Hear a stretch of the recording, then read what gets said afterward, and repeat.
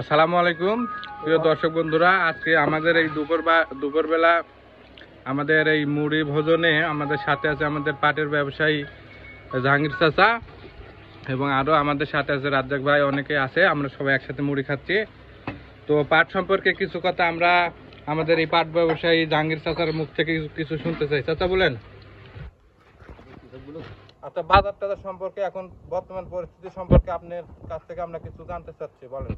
পাটের বাজার যখন দেশের বাইরে রপ্তানি হচ্ছিল তখন পাটের বাজার ছিল 3700, 3800, 3850 বাজার ছিল। হ্যাঁ, বর্তমানে দেশের বাজার বাইরে রপ্তানি বন্ধ হওয়াতে পাটের বাজার এখন 34, 35, 3650 বাজার এখন কেনা বাজার একটু নিচের দিকে আছে, নিচের দিকে হচ্ছে। এরকম দাম থাকলে তো আমাদের কৃষকের অনেক লস হবে। তো সেক্ষেত্রে আমরা সরকারের কাছে অনুরোধ জানাচ্ছি অতি তাড়াতাড়ি যেন বিদেশিদের সাথে যোগাযোগ ভালো রাখে এবং বাইরে পাট রপ্তানিতে আমাদের সহায়তা করে, তাই না? আচ্ছা, ঠিক আছে। এই পর্যায়ে এবার আমরা একটা সফল কৃষক ভাইয়ের কাছ থেকে কিছু কথা শুনতে চাই। ভাই, পাট সম্পর্কে কিছু বলেন। এবারকার পাট সম্বন্ধে আমাদের তো রাজশাহী পুঠিয়া উপজেলা ভালুকগাছি ইউনিয়নের আমরা কৃষক। আমার বিল কান্তা বলে একটা জায়গা আছে, এখানে ব্যাপক পেঁয়াজ রসুন হয় এবং পাট হয়। পেঁয়াজ রসুন আর পাট এই তিনটা ফসল আমাদের মেন ফসল হচ্ছে বিলকান্তা, বিখ্যাত আর কি। হ্যাঁ, আমাদের এত যোগাযোগ ব্যবস্থা খারাপ যে আমাদের পাটের খরচ এত পরিমাণ হয় যে পার বিঘা পাট আনতে একটা করে মোষের গাড়ি পাট আনতে 2-2.5 কিলোমিটার রাস্তার ভাড়া নেয় ওরা। তাহলে এক বিঘা মাটি থেকে কয় গাড়ি পাট হয় ভাই? 4 গাড়ি পাট হয়। 6,000 টাকা ভাড়া নেয়, 2-2.5 কিলো রাস্তা পাট। যানবাহনের ভাড়াই হচ্ছে 6,000 টাকা, কাটার বিল 12,000 টাকা বিঘা। শুরুতে থেকে নিরান পুরান সেচ ব্যবস্থা ওকে হিসাব করেই নেই। এতে আমাদের খরচ প্রায় আমার 4 বিঘে পাট ছিল।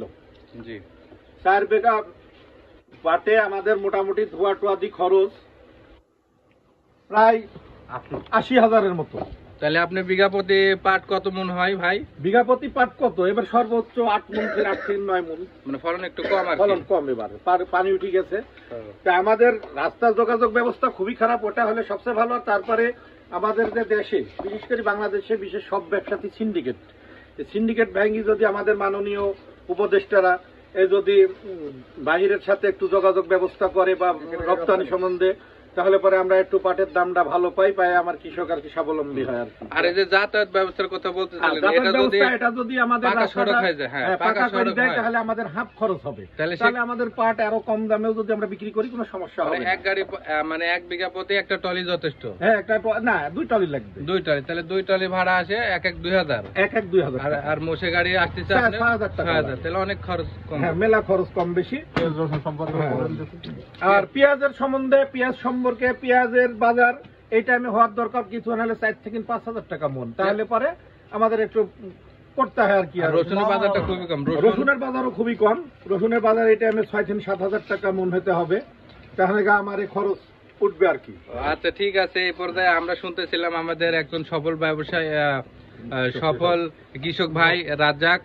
তারপরে আমরা আরো কয়েকটা ভাইয়ের সাথে কথা বলবো। এটা হলো আমাদের জাফর চাচা, মুজাফর চাচা। চাচা বলেন, আপনি তো মেলা পেঁয়াজ রসুন আবাদ করেন, কিছু বলেন।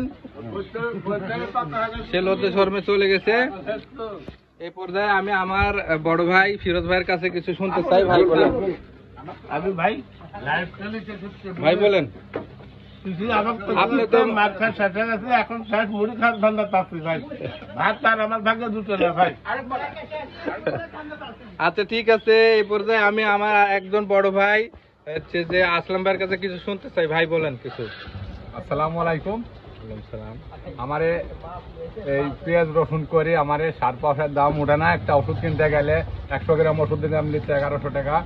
ওই ওষুধ কিনে নিয়ে এসে 1 ডোজ দিলে পারে 1 বিঘে জমিতে আমারে ইয়ার মতো হচ্ছে না, অনেক লস হয়ে যাচ্ছে। লস হয়ে যাচ্ছে, মানে সার পয়সার ওষুধের দাম বেশি, ফসলের দাম কম, এটাই বলতে চাচ্ছেন? হ্যাঁ, ওষুধের দাম বেশি, সার পয়সার দাম কম, আপনার বেশি ওই রসুন পেঁয়াজের দাম কম, কিন্তু কৃষক আমরা মরি শেষ হয়ে যাচ্ছি। কিন্তু ওই সরকার যদি আমার সার ওষুধের দামটা একটু নিয়ন্ত্রণে আনে তাহলে হয়তো আমার ফসলকারী একটু লাভবান হওয়া যায় আর কি। তো ঠিক আছে, আমাদের রাজ্জাক ভাই আরো কিছু কথা বলতে চাই, তার মুখ থেকে আমরা কিছু শুনবো। ভাই বলেন।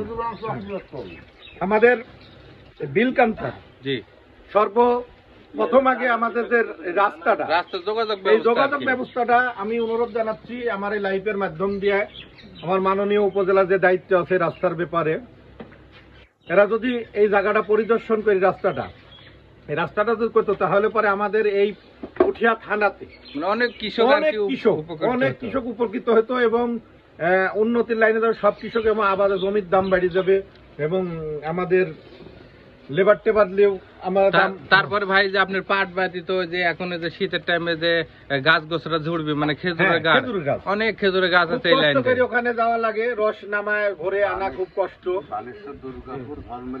আর আমাদের যে এই পেঁয়াজটা আর রসুনটা যে উৎপন্ন করি আমরা এই যে আমাদের এই কান্তার বিল থেকে, হ্যাঁ, হ্যাঁ। এটা পুঠিয়া দুর্গাপুর এক কথা রাজশাহী জেলাতে এত পেঁয়াজ হয় আমার এই কান্তার বিলে, রাজশাহী জেলাতে এরকম কোনো বিল নাই আমার এই মতো এরকম পেঁয়াজ করা, হ্যাঁ। এবং এত ভালো ফলন হয় আমার এই বিলে। কিন্তু আমাদের এই বিলটাতে কোনো যেমন কৃষি দিবানিশি অনুষ্ঠান হয়, হ্যাঁ, হ্যাঁ। এসব কোনো লোক কোনো এখানে কেউ আসে মানে না, প্রচার কোনো প্রচারণা করে না আর কি, কোনোদিন মানে এত করেনি। যোগাযোগ ব্যবস্থা না। খারাপ, কেউ কোনো রকম ভাবে কোনো তুলে ধরে মিডিয়া না। এখানে নামে না, এসে যদি সরাসরি দেখে আমার এই বিল, দেখি স্বয়ং সম্পন্নরা দেখি প্রমাণ করুক যে আমাদের বিলে আমরা কথা সঠিক বলছি সঠিক কিনা নয়। বেসঠিক কথা তো বলছি। ঠিক আছে, আমরা মাননীয় উপদেষ্টা এবং বড় বড় ঊর্ধ্বতন কর্মকর্তার কাছে আমরা বিনীতভাবে অনুরোধ জানাচ্ছি যে আমাদের এই কান্তার বিলের যোগাযোগ ব্যবস্থা, কান্তার বিলের এই রাস্তাটা অতি সত্বর যেন তারা তাদের সুনজরে আসে এবং ভবিষ্যতে আমরা যাতায়াত ব্যবস্থার সুফল ভোগ করতে পারি।